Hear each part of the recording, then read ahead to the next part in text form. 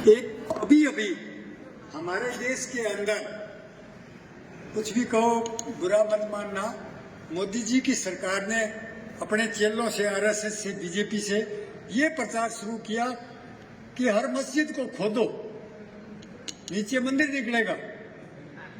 समझे आप? मतलब झगड़ा निकलेगा ना, जनता को आपस में लड़ाना निकलेगा। और इस बात पर हमारे साथियों ने क्या किया कि एक अपील, छोटी सी अपील निकाली और उस अपील में कोट किया प्रधानमंत्री को। बात तो कहता है ये दुनिया अब लड़ाई वाली नहीं है, पीस। ये दुनिया, हाथ नहीं लगाऊं, ये दुनिया शांति से ही चलेगी, युद्ध का वक्त नहीं है। ये बाहर जाके बोलता है प्रधानमंत्री, देश में आग लगाता है। पर हमने आग लगाने वाली बात नहीं बोली, बिल्कुल नहीं बोली। हमने जो अपील निकाली उसमें सबसे पहले अपील, बस पहला कोट किया प्रधानमंत्री को, और उसके बाद हमने हर सेक्शन को, चाहे वो बुद्धिजीवी वकील हों, सिविल सोसाइटी, जो सिविल सोसाइटी है उसके हर वर्ग को अपील किया, आम आदमी को किया, मजदूर, किसान, कोई भी हो, हिंदू मुस्लिम किसी विचार का हो। हमने क्या अपील की कि सिविल सोसाइटी इस बात को समझ ले कि लोकल टू लेकर ग्लोबल, वर्ल्ड पीस हमें चाहिए, लोकल पीस हमें चाहिए, घर में पति पत्नी के बीच पीस चाहिए, हर जगह प्रेम चाहिए जिंदा रहने के लिए। और इस बात को हमने हमारे संगठन की तरफ से अपील नहीं निकाली। क्यों नहीं निकाली? कि ना, हमारे संगठन को पावर नहीं लेनी है, हमारे संगठन को बड़ा नहीं बनना है कि नेचर वुमन सेंट्रिक का प्रचार हो जाए और वो पावर में आ जाए। बिल्कुल इरादा नहीं है हमारा। हमारा इरादा है कि 800 करोड़ लोगों का, चाहे वो ऊपर किसी सत्ता में बैठे हो, चाहे मजदूर किसान हो, गरीब से गरीब, उनका एजेंडा बदले। हमारा मकसद क्या है कि प्रो नेचर, प्रकृति और मानव केंद्रित एजेंडा अगर इस धरती पे आता है, सिस्टम बनता है वर्ल्ड का, तो प्रकृति बचेगी, मानव बचेगा, बायो लाइफ बचेगी। हमें बचने से मतलब है, हम मरना नहीं चाहते, हम बायो लाइफ खत्म नहीं करना चाहते, हमारे बेटे पोतों को खत्म नहीं करना चाहते, हम जिंदा रखना चाहते हैं। और उसकी एक ही शर्त है कि एजेंडा बदलो। ये जो पूंजी का एजेंडा है, ये मौत की तरफ ले गया हमें विकास के नाम पर, और मौत दोनों तरफ से है। चाहे पर्यावरण खराब करके मरो, जो श्योर मौत है, और चाहे आपस में लड़ाई करके, युद्ध करके, उसमें कोई हथियार चलाओ ना चलाओ वो अलग सवाल है, परमाणु हथियार चलाओ ना चलाओ, अगर युद्ध करोगे पर्यावरण बिल्कुल ध्वस्त हो जाएगा, बच नहीं पाओगे, कुछ नहीं बचेगा। इसलिए दो सवाल हमारे सामने हैं कि जिन हमारे को पूंजी का एजेंडा क्या सिखा रहा है, कह रहा है, मुझे सिखा रहा है कि तू पैसे कमा, तू पावर में आ जा, तेरे पास अगर सत्ता होगी, पैसा होगा, तेरी सुरक्षा हो जाएगी। इस दुनिया में हम टाइटैनिक जहाज सारा डूबेगा, ना मैं बच सकता, ना मेरी जाति, ना मेरा धर्म, ना मेरा देश, ना मेरा सार्क कंट्री, सार्क, और ना मेरी पृथ्वी पर जीवन नहीं बचेगा। क्या बात करते हो? जो ये रिप्रेजेंटेटिव डेमोक्रेसी है, जो राजनीतिक पार्टियां कहती हैं कि सत्ता बदल दो, क्या बदल दोगे तुम? रूस में क्या बदला, चीन में क्या बदला, नेपाल में क्या बदल दोगे, हिंदुस्तान में क्या बदल दोगे? पार्टी, ईमानदार पार्टी, ईमानदार व्यक्ति क्या करेगा? वो कुछ नहीं कर पाएगा, जहाज डूबेगा। इसका मतलब है कि गलतफहमी से दूर हट जाओ कि राजनीति बदल के, सत्ता बदल के, और हम जिंदा रह जाएंगे। नहीं रह सकते। इसलिए कंफ्यूजन बिल्कुल हटा दो। एजेंडा बदले बगैर कोई विकल्प नहीं है हमारे पास, और वो काम हमारा ठेका नहीं है, ठेका हमारे पास नहीं है।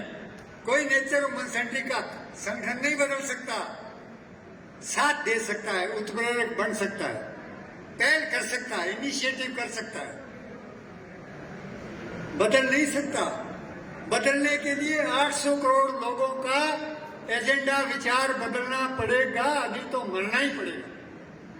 समझ रहे हो बात को? इसलिए हमें पावर, पैसा, अपनी प्रसिद्धि, अपने संगठन की बल्ले बल्ले नहीं करवानी हमें।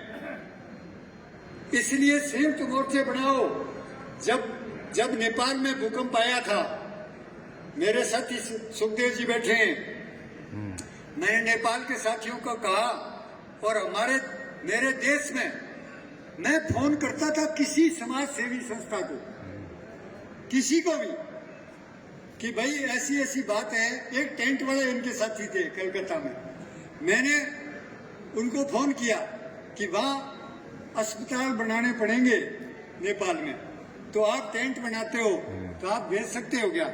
उन्होंने मुझे कहा आप अपने जो भी साथी आपके हैं उनको नंबर दे दो मेरे, और मैं कोशिश करूंगा टेंट भेजने की। और उन्होंने भेजे।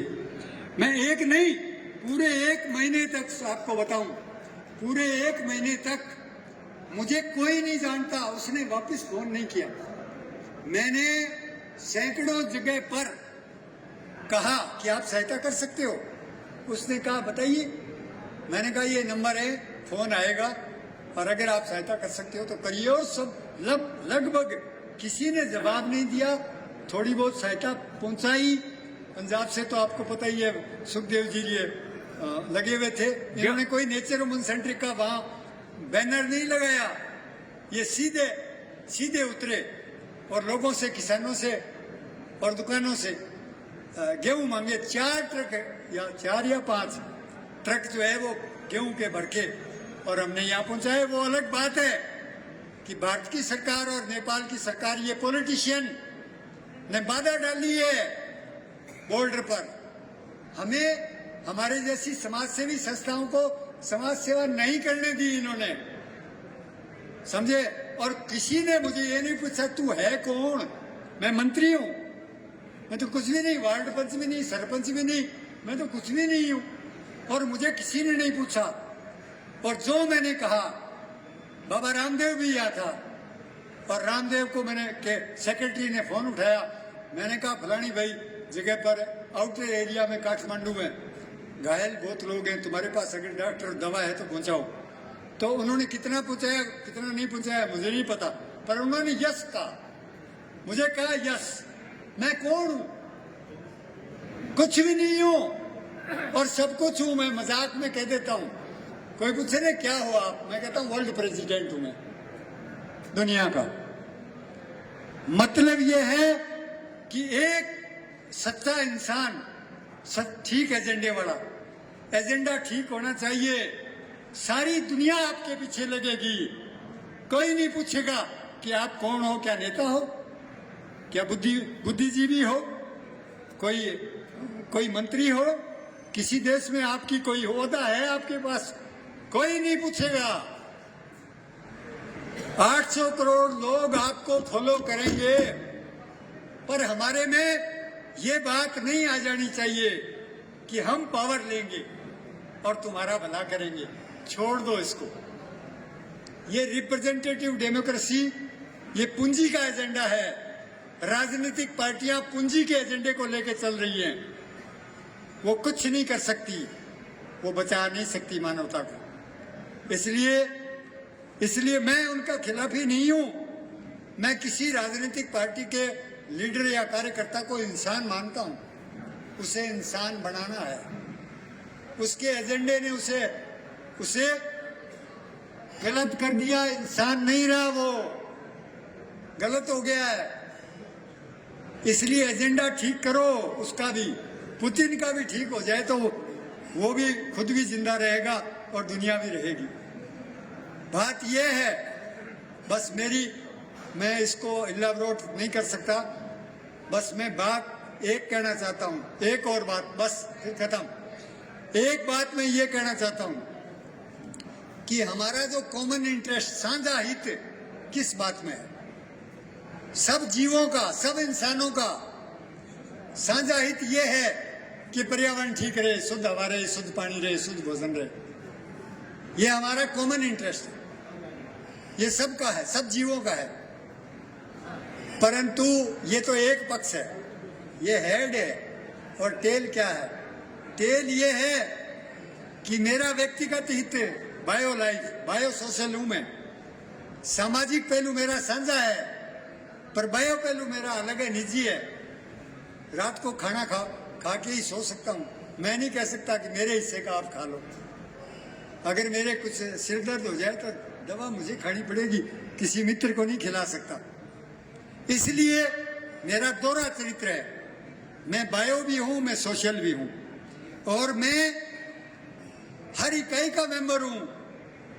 मैं एक परिवार का सदस्य भी हूं, एक गांव का भी हूं, एक जिले का हूं, एक राज्य का हूं, एक देश का हूं। हो सकता है कोई जाति धर्म भी माने, मैं तो नहीं मानता, चलो मैं जाति धर्म का भी हूं। मैं हर तरह की गरीब वर्ग से भी हूं, किसान वर्ग से हूं। मेरी कितनी आइडेंटिटी है, सारी है ना। तो कभी मैं किसान बन जाता हूं, जब किसान आंदोलन में हम सपोर्ट करते हैं, मैं किसान बन जाता हूं। और जब मैं ट्रेड यूनियन का मैं सहयोगी रहा हूं, तो मैं मजदूर नेता बन जाता हूं, मजदूर बन जाता हूं। इसका मतलब क्या है कि हमारा जब कभी टकराव आता है, कई बार आता था कि मजदूर कहता है कि अनाज सस्ता होना चाहिए, किसान कह देता है कि यार मुझे एमएसपी दे दो, भाव दे दो ना, ज्यादा दे दो।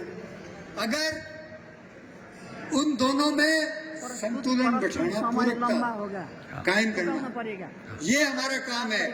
यानी दुनिया की विभिन्न इकाइयां, चाहे वो राष्ट्रों की हैं, वो आपस में एक दूसरे को न्याय दें, जाति न्याय दे, धर्म न्याय दे, वर्ग न्याय दे, राष्ट्र न्याय दें, हर महाशक्तियां न्याय दें ना एक दूसरे को। अगर हम समतावादी समाज, न्यायपूर्ण समाज नहीं बना सके तो हम दुनिया की विश्व शांति भी नहीं ला पाएंगे और पर्यावरण भी ठीक नहीं कर पाएंगे। बस मैं इतनी बात कह रहा हूं, इसको बाद में कभी अपन और डिस्कस करेंगे। धन्यवाद।